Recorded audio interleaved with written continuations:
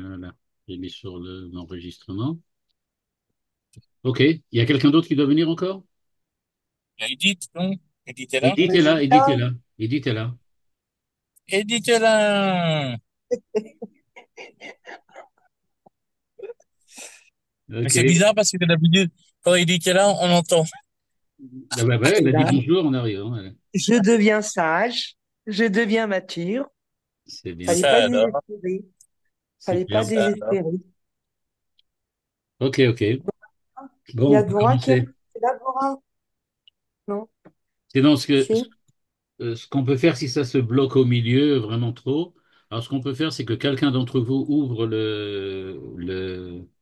un Zoom et nous on se branche sur cette personne qui ouvre. Moi, je sais Tout pas de le suite faire, après. ça. Bon, alors en tout cas, on va commencer. Alors, je vais montrer le texte tout de suite, comme ça, il n'y a pas de problème. Alors voilà, donc cette fois-ci, on va parler du chauffard, évidemment, et on va parler, voilà, j'espère que vous le voyez maintenant. Ça va, tout le monde voit? C'est assez grand? Mhm. Le texte est assez Mhm. grand? Ok. OK. Alors donc, voilà ce qu'on va parler. Euh, du point de vue de la Torah, on voit que, d'après ce qui est écrit dans la Torah, il y a écrit Yom Teruah Yeh Lachem. C'est ce qui est écrit dans la Torah. Quand on regarde le Rambam, on voit que, en fait, Yom Teruah Yelachem, c'est traduit par le Rambam dans la première phrase qui est ici, à la ligne 2. Mitzvah taseh shel Torah, lishmoa Teruah shofar berosh Hashanah, shene'emar, Yom Teruah Yelachem. Ça veut donc dire que d'après le Rambam, la mitzvah, elle est d'entendre, d'écouter. Comme il est écrit chez le Rambam, lishmoa Teruah shofar. Ok. En fait, tous les mefarshim, ici j'ai voté le texte du Rav Luria, mais tous les mefarshim demandent la question, comment ça se fait que le Rambam puisse affirmer d'une manière aussi ostentatoire que la mitzvah ne peut être que d'entendre et d'écouter le shofar. Parce qu'en fait, dans le verset, il n'y a pas écrit qu'il faut entendre. On ne voit pas apparaître Yom Shmiat Shofar Yelachem. On voit apparaître dans le verset Yom Teruah. Donc, teroa, ça veut dire sonner, ça ne veut pas dire entendre. Et pourtant, on voit que le Rambam, lui, il dit que non. Il dit qu'il faut en fait écouter le chauffard. Et en fait, il y en a beaucoup qui disent qu'en fait, la mitzvah, elle n'est pas d'écouter le chauffard, mais elle est de sonner du chauffard. Donc, ce qui se passe, c'est qu'en fait, on a une espèce je veux dire, de safek, de doute. Quel est le rapport ou la relation qui existe entre sonner et écouter? Et de là, en fait, on arrive à la conclusion que ce qui se passe, c'est qu'en fait, il y a les deux, on a besoin des deux. On a besoin évidemment d'entendre le chauffard, d'écouter le chauffard, parce que c'est ça la mitzvah, c'est ce que le Rambam nous dit. La mitzvah, on peut dire comme ça, l'accomplissement de la mitzvah se fait par l'écoute du chauffard, mais le moyen que l'on met en marche pour obtenir cette écoute, c'est de sonner. Et donc, la sonnerie du chauffard, elle ne fait pas partie de la mitzvah d'écouter le chauffard, mais elle fait la partie de la mitzvah du chauffard globalement. C'est comme si, en fait, le Rambam nous disait, vous allez faire deux choses. Vous allez sonner du chauffard. Sachez que la mitzvah est d'écouter cette sonnerie. C'est pas de faire la sonnerie en tant que telle. C'est-à-dire, par exemple, quelqu'un de sourd qui sonnerait du chauffard devant personne, il n'a pas accompli la mitzvah. Il faut que quelqu'un l'entende, l'écoute. Donc, de là, on en déduit donc qu'il faut écouter le chauffard, et c'est à peu près ce qui est écrit partout chez le Rambam. Encore une fois, c'est l'avis du Rambam, il y a d'autres poskim qui ne sont pas tout à fait d'accord avec lui.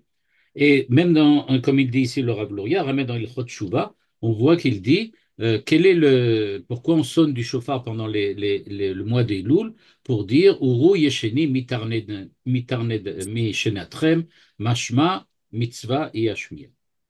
Et donc, ce que va faire maintenant le Rav Luria, c'est ce qui va nous intéresser ce soir, c'est que maintenant qu'on a compris que, d'après le Rambam, la mitzvah, c'est d'écouter, d'entendre le chauffard, alors il va essayer de comprendre pourquoi la nouvelle année ou le Yom Hadin s'accompagne nécessairement de l'écoute du chauffard.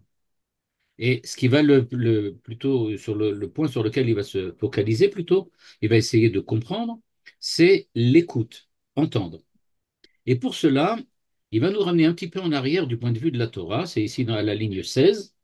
Il va nous ramener aux premières halachot, ou j'aurais pu dire même la première halacha de la Torah. La première halacha de la Torah, évidemment, c'est pas Bereshit bara Elokim et Hashamayim et Haaretz, c'est, tout le monde le sait, Achodesh Hazelachem Rosh Chodashim. Mais ça, c'est la Torah que nous avons. La Torah que les enfants d'Israël ont entendue, c'est celle qu'on trouve dans le livre de Shemot.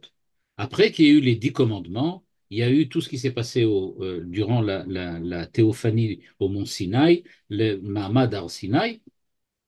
Qu'est-ce qui s'est produit? La première mitzvah que donne la Torah, c'est Ki tikne eved ivri shesh shanim ya'avod ubashvi yetze chofshi. C'est-à-dire que la Torah commence par nous dire que ce qui est véritablement fondateur du point de vue de la manière d'être d'Israël, c'est la situation de Eved. C'est comme ça que la Torah commence.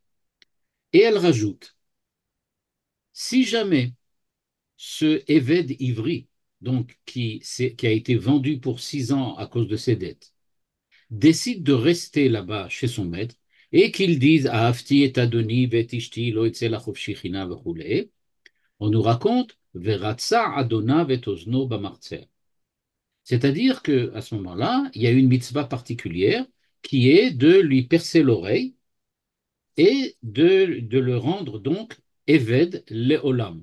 C'est-à-dire qu'il devient Eved, donc esclave, serviteur, Leolam, c'est-à-dire, comme dit l'Admara, Leolamo Shel Yovel, c'est-à-dire pour au moins jusqu'au prochain Yovel. C'est-à-dire, s'il est au début du Yovel, ça fait 50 ans, sinon c'est d'après le nombre d'années qu'il lui reste jusqu'au Yovel. Donc je rappelle, la mitzvah du shofar, c'est d'écouter et d'entendre. Et on voit que la première mitzvah de la Torah donnée aux enfants d'Israël, c'est Eved Ivri, avec, on aurait pu dire, avec cette clause de celui qui décide de rester Eved Ivri. Et on voit apparaître ici l'oreille, l'écoute. Et on connaît tous le Midrash. On connaît le Midrash qui nous dit que puisque cet homme-là n'a pas écouté, n'a pas entendu ce que la Torah lui a dit, quand elle a dit qu'on va être les serviteurs de Dieu, et que lui, il a décidé de devenir le serviteur d'un homme, puisqu'il demande de rester chez son maître, eh bien, puisqu'il n'a pas entendu ça, cette oreille qui n'a pas su écouter ce que la Torah dit a été punie, entre guillemets, c'est-à-dire que on l'a percé pour dire, regarde, tu as commis une erreur métaphysique, religieuse. Tu n'aurais pas dû, j'aurais pu dire, t'engager sur cette voie de l'esclavage parce que tu dois être esclave de Dieu. Nous dit le Rav Luria que si on regarde bien, il existe une différence fondamentale entre le Eved qui est vendu pour 6 ans et le Eved qui reste chez son maître jusqu'au Yobel. Parce qu'il ne s'agit pas du tout de la même définition. Voilà ce qu'il nous dit, c'est en bleu devant vous. Il dit, comme il dit, à la ligne 18, Ki ayotse beshesh, eno machour lechatrila ela leshesh. Le serviteur, l'esclave qui a été vendu pour 6 ans, il n'est pas esclave, c'est-à-dire qu'il n'est pas de nature esclave, mais il est quelqu'un qui a la fonction d'un esclave durant les 6 prochaines années.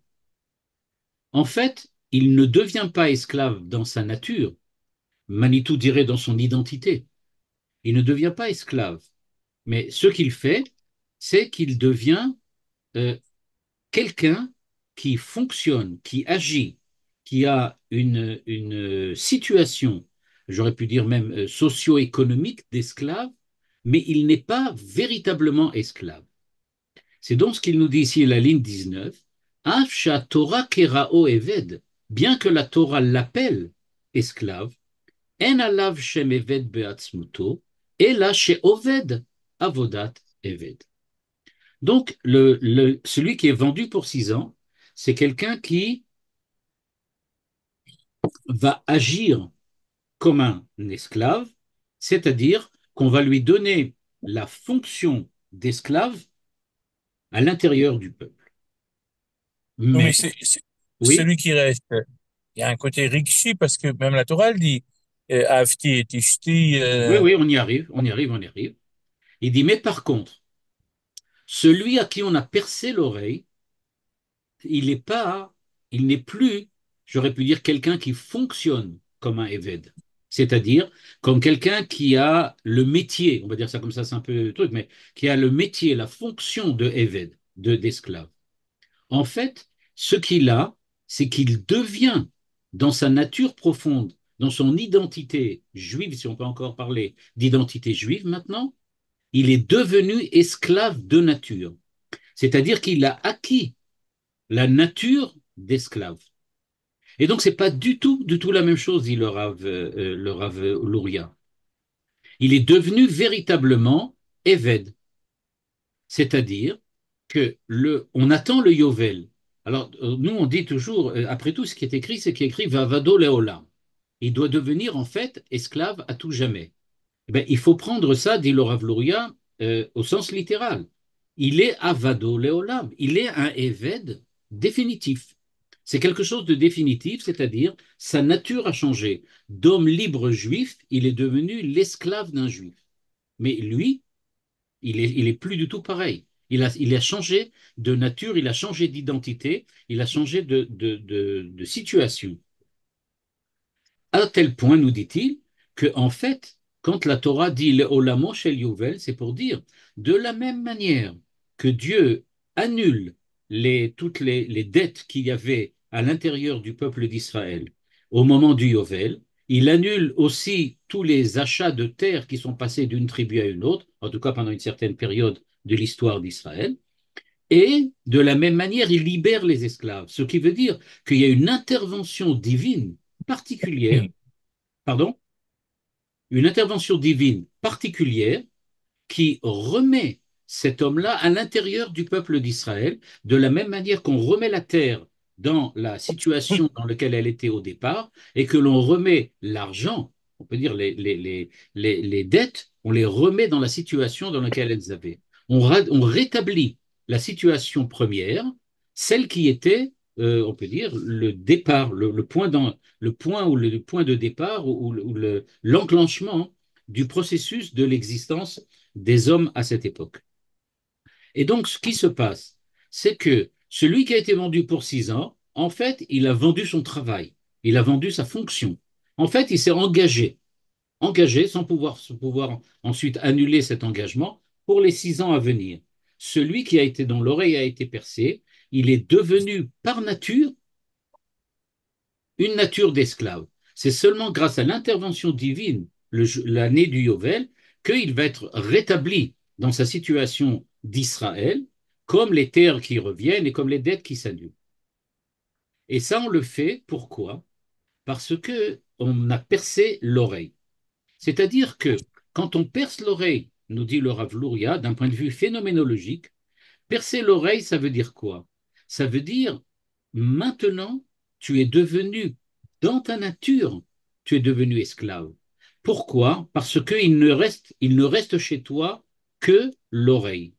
Parce que, dit le Rav Luria, alors que parmi les 5 sens, en général, les sens nous permettent de rentrer en contact avec le monde qui nous entoure, et en général, ils nous permettent soit de recevoir des informations, comme par exemple dans les yeux, par exemple dans la bouche, dans la langue, dans le toucher, dans lequel on reçoit des informations, mais on transmet aussi des informations. Par contre, dit le Rav Luria, il semblerait que l'oreille est différente des autres. Il faut penser qu'à l'époque, le Rav Luria pensait qu'il y a une possibilité d'agir par le regard. On peut agir par le regard, alors qu'avec l'oreille, on ne peut pas agir, on ne peut rien faire. Par le regard, la manière dont je regarde quelqu'un, la manière dont je l'observe, je peux le mettre mal à l'aise, je peux lui imposer quelque chose, peut-être par mon discours, etc. Par contre, au niveau de l'oreille, dit le Rav Luria, il semblerait qu'il n'y a pas du tout de possibilité d'agir et qu'on est complètement passif. C'est-à-dire, en fait, que la situation d'esclave, c'est-à-dire de nature d'esclave, d'essence d'esclave, eh bien, elle est accompagnée par une passivité totale. L'homme qui a choisi d'être esclave va donc, dans sa nature, devenir absolument, j'aurais pu dire, écoute ce que l'on fait à Rosh Hashanah.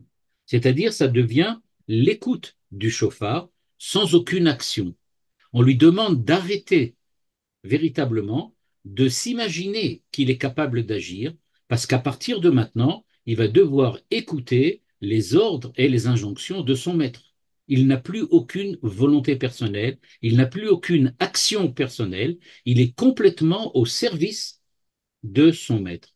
Et donc, ça veut dire que l'écoute a une grande différence par rapport au reste des sens, c'est que l'écoute est complètement passive et elle demande à l'homme de s'annuler, de s'annihiler devant celui qui lui ordonne et celui qui lui ordonne prend la responsabilité de devenir celui qui va diriger cet homme-là. Cet homme, en fait, le maître de l'esclave, est celui qui va prendre sur lui de diriger cet homme et de lui ordonner, on peut dire comme ça, dans les deux sens, lui ordonner de faire telle ou telle chose, mais de lui ordonner sa vie aussi, de la mettre en ordre. Et donc, c'est ce que fait ici la Retsia, c'est-à-dire, nous dit le Rav Luria à la ligne 28, à Retsia, Bezena asa chefza shel shomea. C'est-à-dire, on lui demande, tu dois devenir maintenant, puisque tu veux devenir esclave, véritablement esclave. En gros, et c'est un chidouche au niveau de la paracha de Shemot, le Rav Luria nous apprend que quelqu'un, un esclave qui était donc engagé pour 6 ans comme esclave, et qui n'avait que la fonction d'esclave, mais il n'était pas esclave lui-même, qui demande de rester, on lui dit alors, à ce moment-là, fais bien attention, tu vas changer de statut. De quelqu'un, d'un juif qui agit comme un esclave, tu vas devenir un esclave qui perd son identité juive. Est-ce que tu es prêt à le faire? Et c'est donc ça ce que l'on scelle par l'intermédiaire comme une alliance, par l'intermédiaire de percer l'oreille pour bien montrer qu'à partir de maintenant, sa seule fonction, j'aurais pu dire libre, entre guillemets, puisque en fait, ce n'est pas une fonction de liberté, c'est d'écouter, d'entendre. Mais il ne peut faire absolument rien d'autre. Et en fait, d'où vient tout ça? C'est-à-dire, nous dit le Rav Luria, en fait, qu'est-ce qui s'est passé? Eh bien, nous dit le Rav Luria, si on regarde bien la manière dont le monde a été créé, on se rencontre, et vous allez le voir tout de suite, parce qu'il va ensuite engager tout un processus d'explication autour de Adam Arishon. Mais globalement, le principe, c'est celui qui nous amène ici à la ligne 29. Le Rav Luria nous explique que le véritable problème de l'homme, c'est la dérive qu'il peut commettre quand il décide qu'il n'est plus obligé d'écouter, qu'il n'est plus obligé d'être à l'écoute de Dieu. En effet, la situation de liberté, c'est-à-dire la situation de tout un chacun en Israël et même en dehors d'Israël, cette situation de liberté peut entraîner l'homme dans ce que le Rav Luria appelle Pgam Shel Ana Emloch, ligne 29. C'est-à-dire, on peut arriver à la possibilité de dire Kochi ve'otsem yadi asuli et achai. En fait, l'équilibre très compliqué, très fin que nous propose l'existence juive, c'est d'être dans une situation dans laquelle il faut être libre, mais il faut savoir que l'on est aussi dépendant de Dieu. Et donc, ce que nous dit le Rav Luria, c'est la chose suivante. Le véritable problème, c'est que si tu t'imagines trop libre, c'est-à-dire si tu t'imagines comme étant la seule source de tout ce qui t'arrive dans ta vie, dans ton existence, à ce moment-là, tu tombes dans une espèce de faute d'orgueil qui, en fait, t'entraîne sur la voie de ce qu'il appelle Anna Emlor, c'est moi qui règne. Et donc, il y a véritablement ce problème-là. Mais à partir du moment où l'homme découvre que, en fait, Dieu est là et que c'est Dieu qui le fait vivre, Dieu qui lui donne la force de faire ce qu'il fait, comme le dit le verset, hein, qui dit Ani kochi votsem yadi, Mais non, mais c'est pas ça la solution, ce n'est pas ça la bonne position, dit le verset. Et qu'est-ce que tu vas dire? Ki im beruchi, c'est-à-dire c'est moi qui te donne l'esprit, c'est moi qui te donne la force et la puissance de faire ce que tu fais. C'est-à-dire que l'homme doit bien se rendre compte que ce n'est pas lui qui fait véritablement ce qu'il fait, mais c'est que c'est lui avec la siyata d'Ishmaya, avec l'aide de Dieu. En fait, ce qui se passe, nous dit le Rav Luria, c'est que écouter la, avec l'oreille, c'est-à-dire dans le cadre de l'esclave du Yovel, c'est en fait quelqu'un qui demande qu'on l'aide à récupérer sa véritable identité juive, mais qu'il a besoin de faire ce que le Rambam appelle d'être tordu dans l'autre sens. Le Rambam dit très bien, quand une barre d'acier, une barre de fer, de métal est tordue dans un sens, si tu veux la rétablir au milieu, alors tu es obligé de la tordre dans l'autre sens. Et il dit ça au niveau de la conduite morale. Il dit quand quelqu'un a pris l'habitude moralement de faire quelque chose de mauvais, de mal, alors qu'il faut qu'il fasse le contraire exactement pour ensuite revenir dans la voie du milieu, dans le droit chemin. Eh bien, c'est ce qui se passe ici. Cet homme-là, en fait, comprend, à Afti et Ishti et Banaï, etc. Il se rend compte qu'il existe une autre vie, quelque chose d'autre, qu'il a complètement raté durant la période dans laquelle il était libre. Et c'est la raison pour laquelle il s'est endetté et qu'il a été vendu comme esclave. C'est-à-dire, il se rend bien compte que dans la vie de tous les jours, il a manqué quelque chose de fondamental. Et puisqu'il a manqué cette chose fondamentale et qu'il en est arrivé où il en est arrivé, dans lequel on lui a enlevé pendant 6 ans cette liberté pour lui permettre de rembourser ses dettes et on peut dire, de se rétablir, il se rend compte au bout de 6 ans qu'il n'a toujours pas réussi à se rétablir et qu'il est encore complètement pris dans cette, j'aurais pu dire, dans cette conduite, dans cette manière d'être, qui est une manière d'être orgueilleuse ou même plus que ça, dans lequel il se considère comme égocentriquement le centre du monde, et donc il a besoin véritablement de passer à l'extrême, à l'autre extrême. Et donc il devient Éved. Et donc on lui perce l'oreille. Et donc quand on lui perce l'oreille, on lui dit, voilà, à partir de maintenant, tu es passé à l'extrême, tu as perdu complètement la liberté, tu es devenu un être qui est complètement esclave, par nature, parce que c'est toi maintenant, c'est ta propre identité, l'identité d'être euh, d'être esclave. Mais à partir de ce moment-là, la Torah nous dit, si ce n'est pas pour des fins éducatives, alors à quoi ça sert? On ne va pas mettre quelqu'un esclave définitif. Ve'avado leolam. Alors, la Torah nous dit seulement 50 ans maximum, c'est-à-dire jusqu'au prochain Yovel. C'est-à-dire, on espère que jusqu'au prochain Yovel, il aura le temps de se rétablir, de reprendre, on peut dire, reprendre main sur son identité, reprendre main sur sa nature, et qu'il arrive maintenant à comprendre qu'il n'est pas Anna Emlor, c'est moi qui dirige, c'est moi qui fais tout, je fais ce que je veux, j'en fais qu'à ma tête. Mais maintenant, il Vu, va vu l'e- comprendre. vu Oui, l'espérance de vie à l'époque, il y avait des chances de camser avant. fortement, oui, très certainement. C'est donc, on lui dit, tu n'as peut-être pas, comme tu dis, il n'a pas beaucoup de chances de pouvoir y arriver, c'est vrai, mais il n'y a pas d'autre moyen. C'est Je, lui-même qui je, l'a, personne ne lui impose, personne ne lui impose de le faire. C'est lui qui je, comprend que c'est la seule moyen pour lui, c'est lui qui le dit. Ani ahafti et ishti vet banai. C'est-à-dire qu'il dit, je suis marié avec une femme qui elle aussi est une esclave, qui est une servante. Mes enfants vont rester des esclaves, mais je sens bien qu'il y a quelque chose que j'ai raté. Et donc, il dit, je veux changer. Je veux changer, j'ai pas le choix. Alors on lui dit, d'accord, jusqu'au Yovel. On peut pas faire moins, on peut pas faire plus. Admettons qu'il sorte au bout de 50 ans, il sortira malgré tout sans sa femme et ses enfants. Oui, tout à fait. Parce que c'est pas ça le but. Mais le fait de dire à Afti et Ishti et Banai, ça veut dire qu'il veut maintenant, j'aurais pu dire comment ça, atterrir. Il veut maintenant s'installer, il veut faire quelque chose de sa vie. Jusqu'à maintenant, il ne l'a pas fait. Pourquoi il n'a pas dit à Afti et Ishti avant celle que j'avais avant, et bien Banai que j'avais avant? Il n'est pas nécessairement célibataire. Moi, Il était peut-être été marié. ça m'a toujours marqué cette histoire, je veux dire.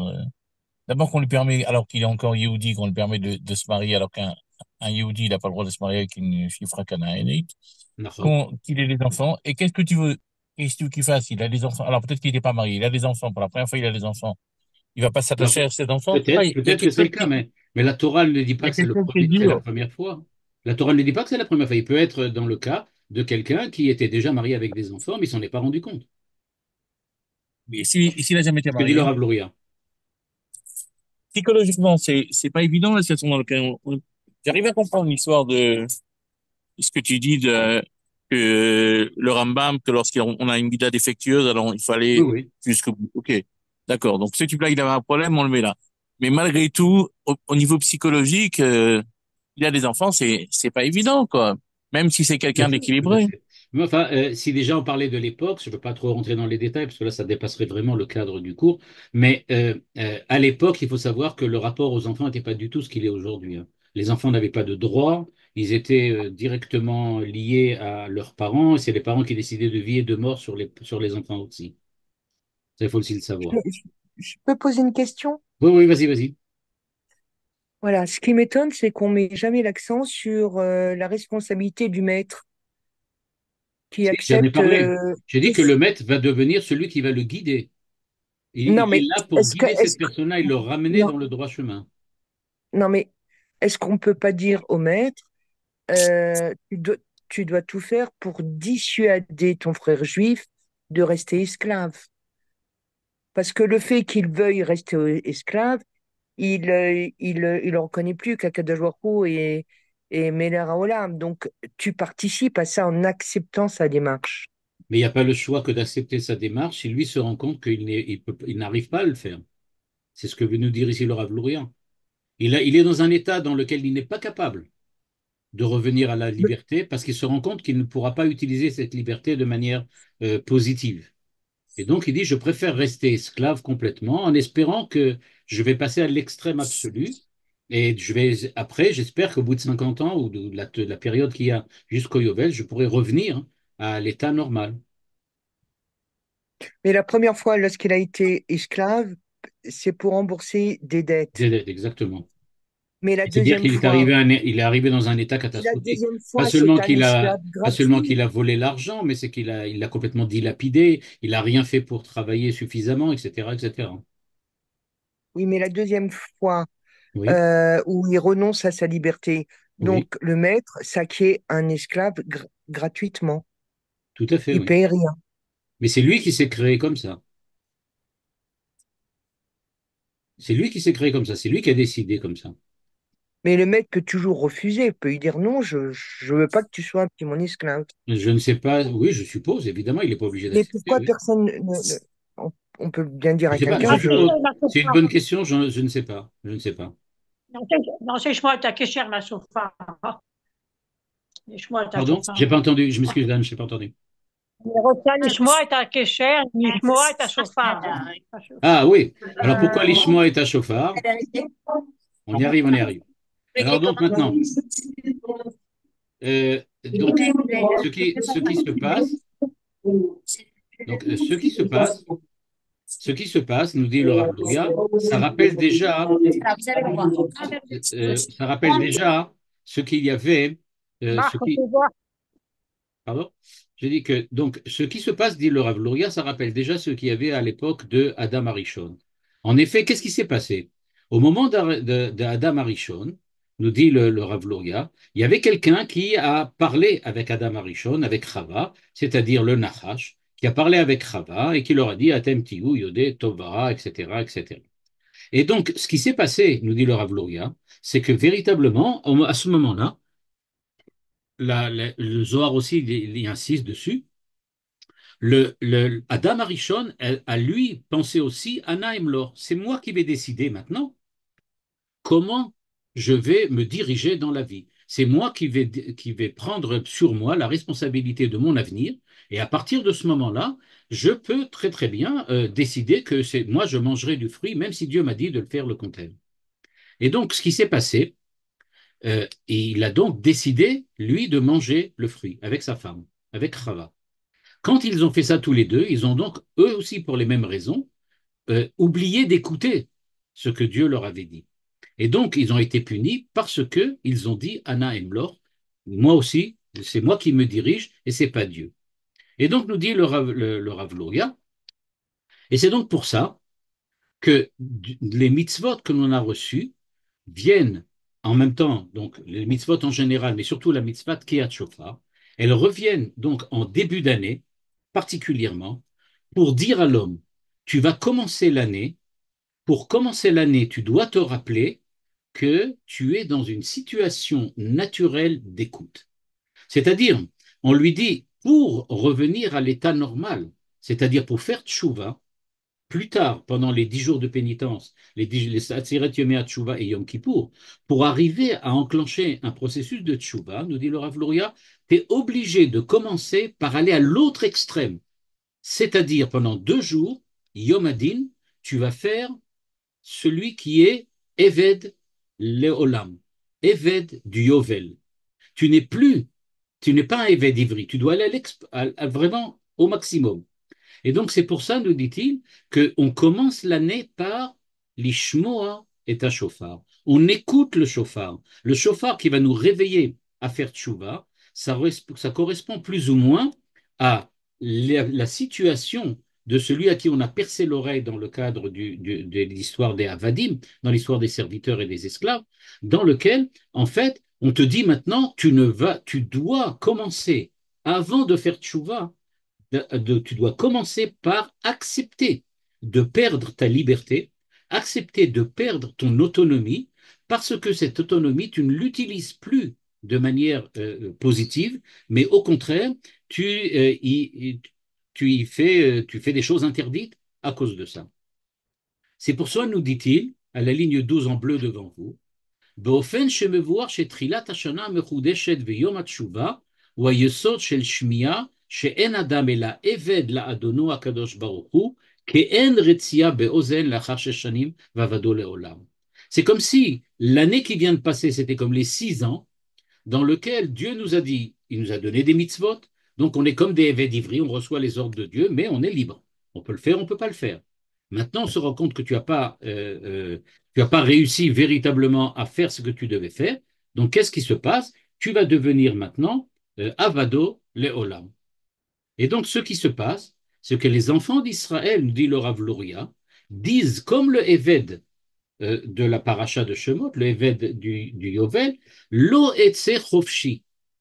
C'est-à-dire, nous on dit, ok, Aafti et Adoni ou Akadosh Baruchu, ve'en li ba'olam ela lishmoa dvaro. C'est-à-dire que ce qu'on te demande à Rosh Hashanah, c'est de re-rentrer dans la psychologie du Eved du Yovel, pour que tu puisses, on peut dire, aller à l'extrême, la seconde extrême, à l'extrême opposé, mais dans ce cas-là, ça te permettra véritablement de pouvoir faire tchouva, c'est-à-dire de pouvoir véritablement arriver à faire quelque chose qui soit une nouvelle année véritable.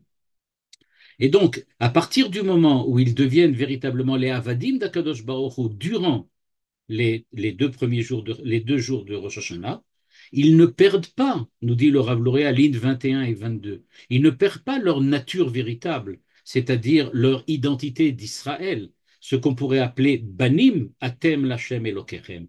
Ils restent des Banim, mais pour le moment, ils sont des Avadim. Et c'est pour ça que dans la Tfila, on dit Im Kevanim, Im Ke Avadim. C'est-à-dire que pour le moment, on peut être aussi bien Avanim que Banim, mais pour le moment, pendant ces 2 jours, on va devenir Avadim. Dieu, il est Melech. Si vous avez remarqué dans la Tfila des Ashkenazim, on insiste énormément sur cette notion de Melech, Akadosh Baruch Hu, Melech, Melech, Melech. C'est-à-dire, on est les Avadim, on n'est plus les Banim. Les Banim, on va les devenir plus tard, quand on va faire Avinu Malkeinu à Yom Kippour, dans lequel on va dire Avinu Malkeinu Chatanu Lefanecha. Tu es notre roi, comme à Rosh Hashanah, mais maintenant à Yom Kippour, tu deviens aussi Avinu, notre Père. On redevient des Banim. Mais pour le moment, on est dans cette situation dans laquelle on est véritablement des Avadim. Et donc, c'est ça le but du shofar. Le but du shofar, Uru Yishani Mitar Matrem, donc c'est en début d'année, on va devenir véritablement des Avadim.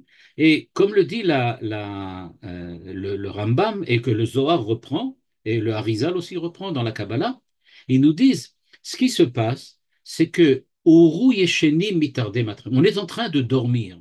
Qu'est-ce que ça veut dire qu'on est en train de dormir? Mais ça veut dire on s'est véritablement endormi comme des banim, comme les enfants de Dieu, et pour pouvoir sortir de ce sommeil, le chauffard nous réveille et nous transforme en avadim. Et donc, il nous transforme en avadim léolam. On a perdu complètement même de la nature du évêque d'Ivry. On est devenu véritablement des avadim léolam. Et donc, la mitzvah d'entendre le chauffard, c'est donc véritablement une mitzvah d'humilité, une mitzvah dans laquelle on revient à une situation dans laquelle on accepte complètement d'être dépendant de Dieu. On sait que maintenant, c'est seulement Dieu qui va véritablement nous diriger et on accepte de ne plus dire Ani Emloch, c'est moi qui décide. Non.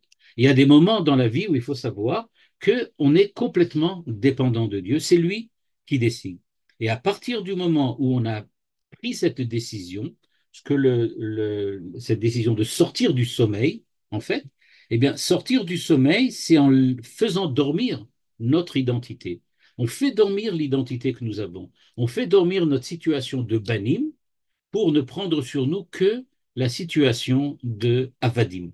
Et en prenant cette situation de Havadim, on a véritablement la possibilité de faire tchouva, c'est-à-dire de revenir ensuite à la situation normale, entre guillemets, c'est-à-dire la situation dans laquelle on n'est ni Havadim de 6 ans, ni Havadim du Yovel. Mais on peut le faire, nous dit le Rav Luria, que si on passe par une période dans laquelle on accepte véritablement de prendre comme point de départ cette situation, cette identité de Eved. Et donc, pour résumer, ce que nous propose ici le Rav Luria, c'est donc de voir Rosh Hashanah comme un jour complètement différent de Yom Kippour. Rosh Hashanah, ce n'est pas un jour dans lequel on fait tchouva. C'est un jour dans lequel on se rend compte qu'on n'arrivera pas à faire tchouva.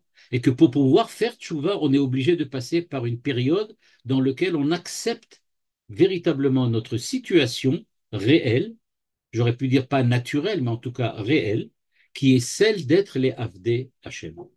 Quand on pourra prendre cette résolution-là, à ce moment-là, on peut entamer les Aseret Yomei HaTshuva et ensuite déboucher sur Yom Kippour et récupérer notre identité responsable et libre à la fin de Yom Kippour.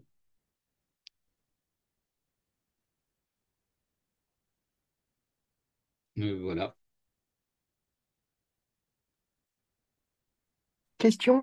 Baza Vakasha. Il y a comment il s'appelle? Il y a un deuxième texte qu'on est obligé donc